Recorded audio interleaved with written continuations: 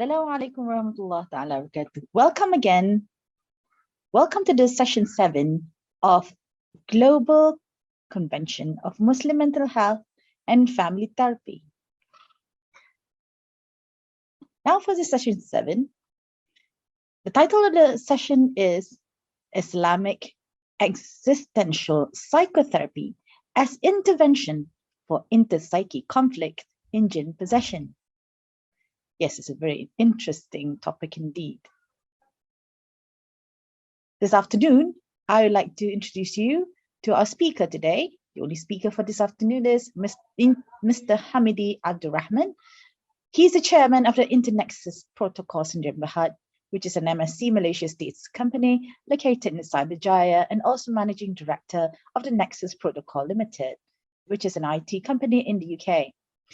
With an academic background of electrical and electronics engineering and instrumentation, he's also he's also a chartered engineer and also a chartered information technology profession with a vast experience in the IT. He has also been engaged as an IT consultant for high-profile projects in the manufacturing and the banking sector in the United Kingdom, Europe, and the USA. His expertise were proven through the winning of a high-profile awards in Malaysia, which is an MSc Leadership and ICT and R&D Award, and MSc Malaysia APECTA Awards. The UK, which is the UK Kostler Excellence Award for IT system that he designed and developed. Hamidi also has an interest in mental health and had obtained an MSc, Masters of Science in Psychotherapy, from University of Sheffield in the UK. He's currently pursuing his PhD at ATMA, Institute of Malay World and Civilization of University Kebangsaan Malaysia, for the development of a scale for Jinn possession. He has published several papers in the subject, with a few more currently in the process of publication. Hamidi is also the president of PISANG, Professional Islamic Support and Nurture Group, a non-profit organization in the UK with emphasis on research for the treatment of Jinn possession. Well, let's see what he has to say about Jinn possession. Enjoy. The floor is to you, Mr. Hamidi. Thank you. أعوذ بالله من الشيطان الرجيم بسم الله الرحمن الرحيم الحمد لله رب العالمين والصلاة والسلام على سيدنا محمد أشرف الأنبياء والمرسلين وعلى آله وصحبه أجمعين رب اشرح لي صدري ويسر لي أمري واحلل عقدة من لساني يفقه قولي سبحانك لا علم لنا إلا ما علمتنا إنك أنت العليم الحكيم. Assalamualaikum warahmatullahi wabarakatuh. Today, inshallah, I'm going to share some knowledge on Islamic Existential Psychotherapy as intervention for inter-psyche conflicts in Jinn possession. Obviously, first of all, we need to define what possession is. I take the definition from ICD-11, where it says, possession trance disorder is characterized by trance states in which there is a marked alteration in the individual's state of consciousness and the individual's customary sense of personal identity is replaced by an external possessing identity, and in which the individual's behaviors, there is an external possessing identity, which we call Jinn in Islam. So Jinn is an invisible creation of Allah, which is made of matter or material that is unknown to science and has the ability to transform itself. There is hadith in Sahih Muslim about jinn transforming into a snake, and in Tafsir al-Qurtubi also mentioned about the impersonation of Surakah bin Malik by Shaitan, jinn, during the Battle of Badr. So transformation is not something which is alien in Islam. Okay, we know that H2O can transform from one state to another, from solid to liquid to gas. So for a jinn to transform, It's possible. It's not impossible. It has that ability. It can transform itself and get into the human body. When we talk about jinn possession, what it means that there is a presence of jinn inside the human body. Okay? And jinn possession is actually embedded in the Islamic belief as stated in the Tafsir al-Qurtubi. So the presence of jinn inside your body will create symptoms, just like if we have viruses in our body, then it will create symptoms. So it is possible to diagnose jinn possession by looking at the symptoms. We have made a study, and it has been published, a study on 34 symptoms, and 23 symptoms were found to be significant, with 11 to be less significant. So it comes to 6 categories: scary dreams, face delusion, low mood, sleep disturbances, hallucinations, abnormal thoughts. Okay, if you go through the symptoms, significant symptoms, jinn possession, they are dream of falling from high place, dream of poisonous or predatory animals, dream against Islam, dream of filthy place, dream of strange features, dream of ghosts, dream of deserted road, doubtful of Islam, strong feeling towards non-Islamic elements, feeling suicidal, loss of meaning of life, extreme tiredness, laziness, absent-mindedness, aversion from remembering Allah, crying during sleep, laughing during sleep, seeing things, hearing voices, paranoid, ill thoughts, loner, and inability to focus. So these are the 23 significant symptoms of jinn possession, which can be used to diagnose whether somebody has got jinn possession or not. But among the 23 symptoms, okay, there are also symptoms which are actually also symptoms of mental disorders. So what we see here, there is an overlapping of symptoms between jinn possession and mental disorder. And this sometimes confuses people, okay? So one may say that, have I got jinn possession or have I got a mental disorder? How can we use these symptoms to diagnose jinn possession? In the study that we did, okay, each symptom has got a loading number, a significance, how significant the symptom is.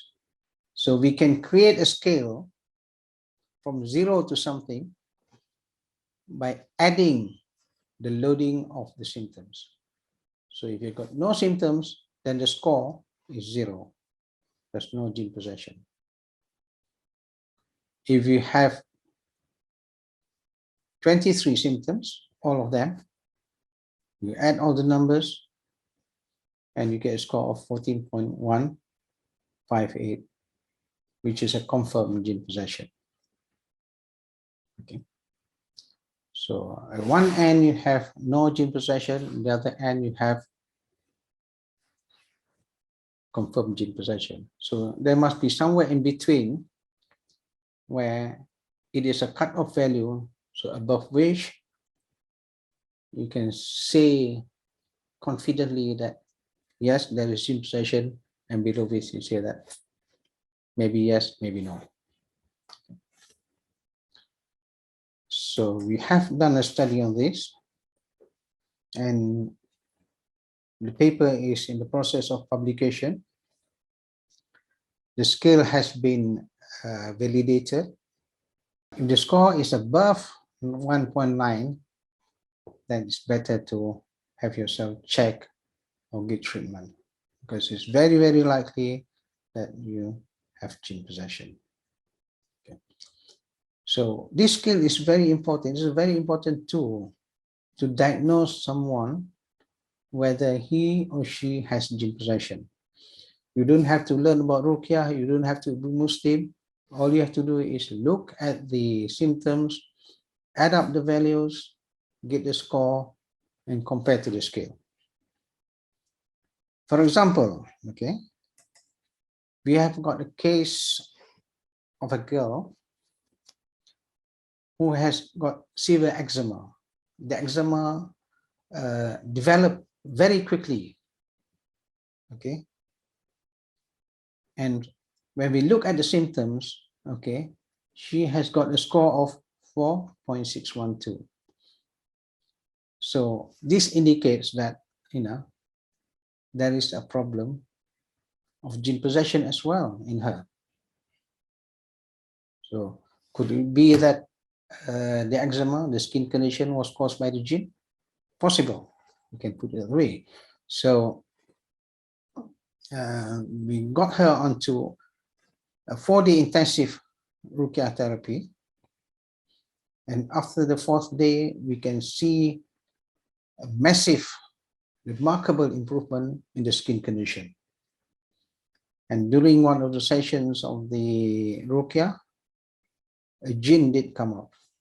I mean, he spoke and wanted to leave. So it must have left. And that's why probably the toxins being built by the jinn is no longer there. And she met a very speedy recovery. Right. So these are cases like this in the Malay world. It's called santau. But people in the Malay world think that it's just poison. But from what we see is that it's not just a poison being put into the body, but it's actually a jinn. There's a jinn inside the body itself, which are producing toxins, poisons to the body, causing problems with the skin. We can also look at other people who have been diagnosed with various mental disorders. So like in this case of 2 persons who have been diagnosed with schizophrenia and are on medication, the score for them is 3.62 and 3.52.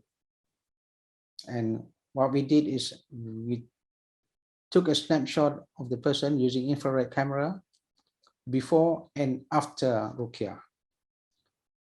So what it shows is that after Ruqyah, the temperature of the person, parts of the body become hotter. So when parts of the body becomes hotter after Ruqyah, it's an indication that there is jinn possession. So in this case, these 2 persons have jinn possession, and the score is above the 1.9 cutoff value. Yeah. Similarly, okay, for case of 2 girls, okay, one was diagnosed with bipolar disorder, another with epilepsy, with a score of 3.41 and 3.71. Similar things happen, okay. After Ruqyah, parts of the body becomes hot. Why? Because there is a jinn element in there. They are also suffering from jinn possession. So whatever the diagnosis is, yes, you can stick to the diagnosis, whether it's schizophrenia, bipolar, or epilepsy, or whatever. But the additional information is that there is a jinn inside the body as well. So if we just try to rely on medication, that will not sort out the problem forever. Okay, so you can get better therapeutic value by adding some therapy which deals with jinn possession. So we are talking about the scale. Okay, so there's a lot of uses for the scale for jinn possession, how to diagnose jinn possession using the scale. We can study, okay, people with marital problems. Okay, sometimes people are in love, they marry because they love each other, but just a day after the wedding, things change. Okay, they get problems, irrational thoughts of hatred they can't explain. or the wife, okay, experiencing vaginismus, or the husband, okay, experiencing selective erectile dysfunction. Okay, so you can look at that, look at the symptoms, the other symptoms they have based on the 23 symptoms, and check the score. And if it's above 1.9, then there is a possibility, a high possibility, that they are also suffering from jinn possession. And the marital problem might be caused by the jinn presence in the body as well. Okay. Or you can use the scale to see the extent of jinn possession among the LGBT. Okay, there are people, the LGBT people, who wanted to be straight. They want to be straight. They don't want to live in that, with that problem.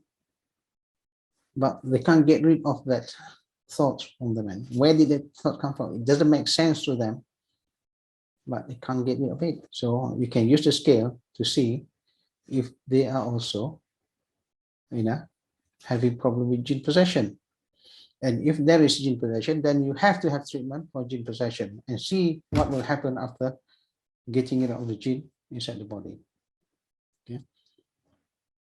So the use of the scale is endless. Okay. You can study, okay, jinn possession within teenage pregnancy, or persistent offenders, or those who wanted to get out of substance abuse.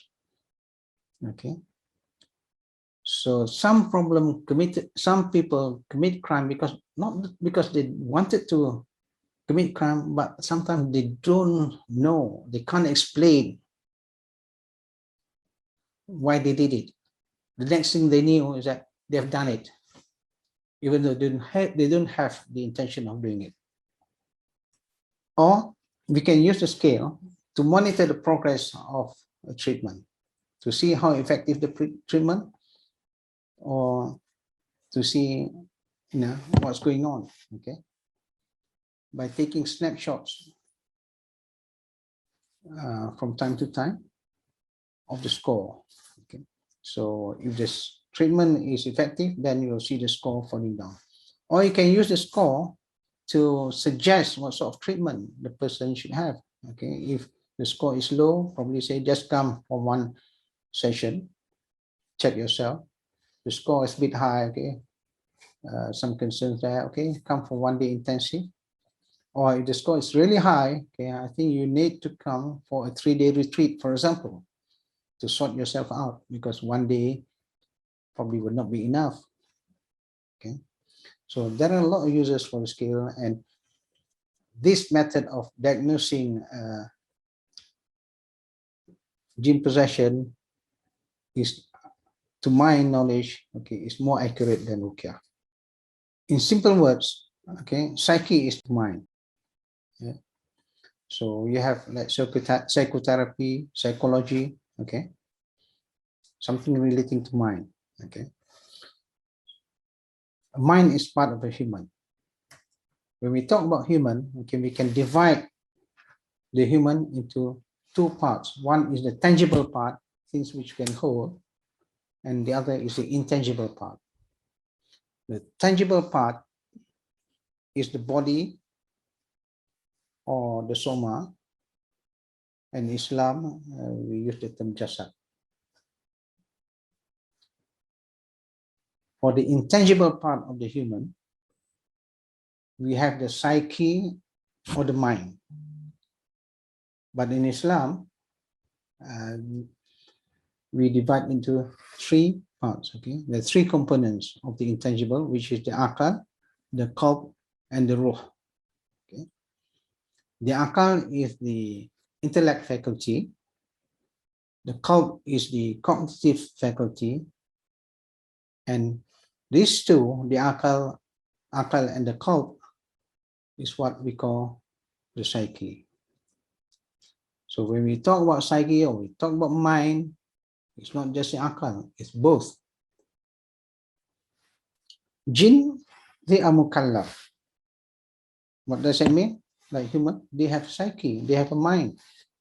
Okay, and they'll be accountable for what they do. Okay. Because jinn can transform themselves and enter human body. So what happens when a jinn enters human body? If a jinn enters your body, then you will have two minds. One is your mind and the other is a jinn mind.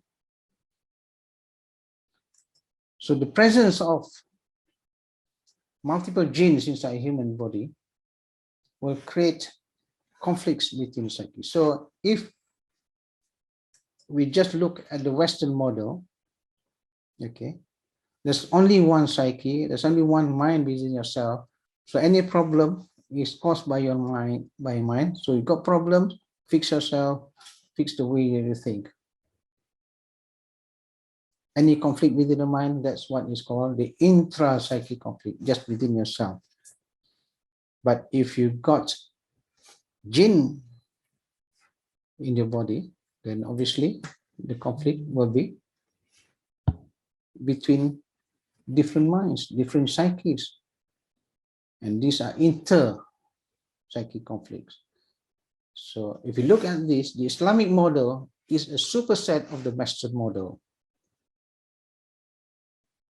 So this model is far superior than the Western model. The Western model doesn't believe in jinn, that's why they don't have the multi-psyche model.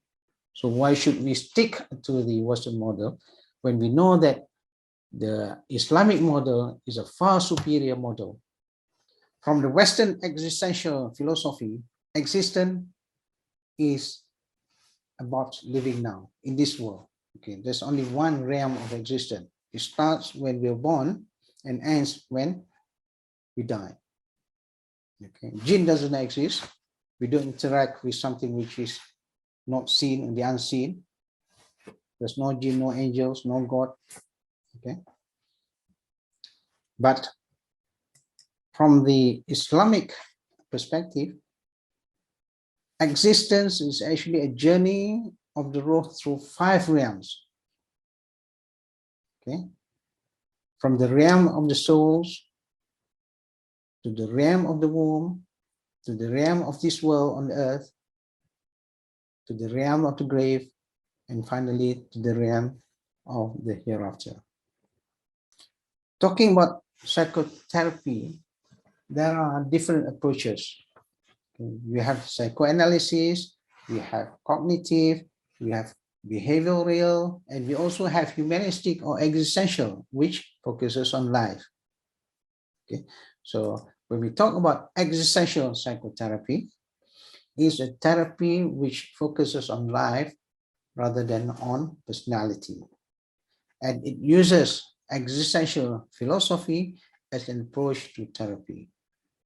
Islamic existential psychotherapy uses Islamic existential philosophy. And by doing that, we are not taking any Western philosophical baggage. And we believe that the human and the jinn live in the same time space. There are interactions and there are conflicts between jinn and human. But one thing which is very important is that we must know that jinn possession is real. Okay. And we see that when jinn possession is real, there is conflict and there is power balance. Okay. When you talk about conflicts, okay, you're talking about power balance. If the jinn is stronger than you lose. If you're stronger than a jinn, then you can win. Okay. So how do you change the power balance? If the jinn is strong, how do you make the jinn weaker? Okay, we can use ruqyah exorcism to weaken or expel the jinn. If you expel, then it's gone. Okay, if it doesn't go out, you can weaken it through ruqyah, for example. Okay, so that weakens the jinn, but it doesn't actually make you stronger. to make you stronger, you need psychotherapy, so that you know that you have to change the way you think and engage in the therapy and become a stronger person and know how to fight, not just know how to fight, how to win the fight. So if you look back at the symptoms of jinn possession, okay, there are symptoms which are psychological in nature. And if you look from the perspective of jinn, when the jinn is inside the body, the jinn will want to survive. How does it survive? By making you weak. Okay, it will want you to have aversion from remembering Allah, so that you don't get protection from Allah. It will want you to live in a filthy environment, makes you weaker, but jinn likes filthy environment. It will want you to become a loner, so that you don't get advice, good advice from people, and the jinn has got more time, more influence to influence your thoughts. It will want you to commit sins, so you don't get the protection of Allah, or eat junk food, or crave for food, or eat haram food, so that will destroy your health, but makes the jinn stronger, or make you lazy, so that you don't want to fight the jinn, you don't care less, okay, and make you lose focus, so you don't even know who your enemy is, and you lose your functionality. These symptoms, psychological symptoms, can be get rid of by or through psychological interventions, through psychotherapy. Okay, so it is important to find a therapy which deals with jinn possession. If the therapy is based on a single psyche model, where there is no jinn possession, where jinn doesn't exist, the model itself doesn't acknowledge the fact that jinn exists or there is jinn possession, then you're not going to get much result from that. You can get some results, okay? Let's say if you use the Western framework, just fix your mind. But what about the jinn? It should still be there. You should be living with a jinn, a stronger jinn, and you don't even know that the jinn exists. Okay, so you won't get the result, which is good. Or you choose an Islamic psychology or psychotherapy based on Western framework, which also ignores jinn possession. So you fix the mind, makes your heart, your akal and your qalb strong. But what about the jinn? It's still there. It's still beating you up. It's still messing you up. So the result will not be as good. What is needed is that you have to look for therapy which is based on the multi-psyche model, which acknowledges that there is a jinn inside the body, which is messing around with the way that you think, which is messing around so that you do things that you do not want to do. The Islamic Existential Psychotherapy acknowledges the multi-psyche model, and together with exorcism will fix the akal, fix the qalb, and get rid of the jinn, and you will get good results.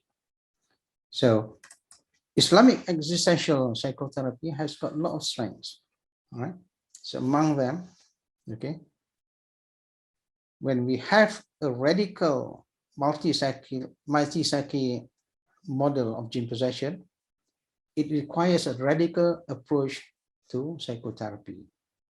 The Islamic Existential Psychotherapy is combining the akli and the nakli, and you can have more focused psychotherapy, let's say for cases of marital problem, when it is caused by the sihr of separation, for example. Then you can get the couple to focus more on defeating the jinn rather than arguing who is right and who is wrong.